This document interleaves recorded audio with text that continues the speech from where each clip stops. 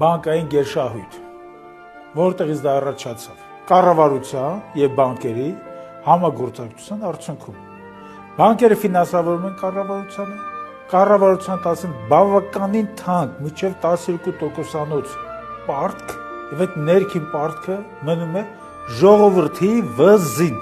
Խեղճ ժողովուրդը գումարներ չունենալով գնում է բանկեր, ընդունում է դրանց ձեռքը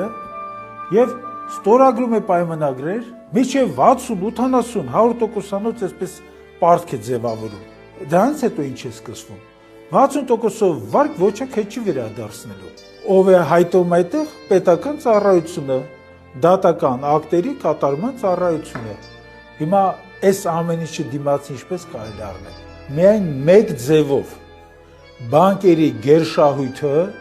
պետք է արմատախիլ արվի, պետք է շահութարկի նոր հարկատեսակ մտածվի եւ այս ամենը պետք է արմատախիլ արվի։ Բանկերը պետք է զբաղվեն բանկային աշխատանքով եւ ոչ թե վաշխառոյական ցանցեր, թակարդներ ստեղծելով։ Սիրելի ժողովուրդ, վստահ եղեք, որ այդ օրենքը մենք կմտցնենք գործողության մեջ։